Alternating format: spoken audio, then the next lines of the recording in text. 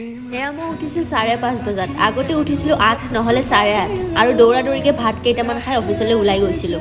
লাহে লাহে কিন্তু ভাবি আহিছোঁ যে এয়ানো মই কি কৰি আছোঁ। জীৱনত এক্সাইটমেণ্ট, হোপ, ড্ৰিমছ এইবোৰ থাকিব লাগে। জানো সকলোৰে সপোন আছে এটা এটা জীৱনটোক লৈ, কিন্তু অকল জানো সপোন থাকিলেই হ'ব।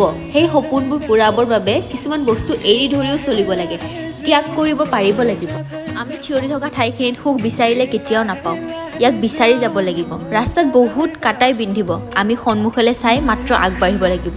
জীৱনৰ দুখ কষ্টবোৰেও কিন্তু বহুত কথা শিকাই থৈ যায়, নহয়নে? সেইদিনাখন কমেণ্ট এটা পাইছিলোঁ, মই হেনো বৰ কামোৰ, মোৰ ব্যক্তিগত জীৱনৰ কথা মই কৈ থাকোঁ। কমেণ্টটো পাই অকণমান বেয়া লাগিছিলে, কাৰণ তেওঁ এজনী ছোৱালীয়ে আছিলে। জীৱনত বহুত বস্তু নেদেখিবলগীয়া বয়সত দেখি আহিছোঁ। কেতিয়াবা কিছুমান সৰু সৰু কথাও বহুত বেয়াকৈ গাত লাগি যায়। যদি কাৰোবাৰ ভাল ক'ব নোৱাৰে তেতিয়াহ'লে বেয়াও নক'ব। এইফালে মই আজি ৰুটি আৰু আলু ভাজি খালোঁ। আজিলৈ ইমানে, বাই বাই।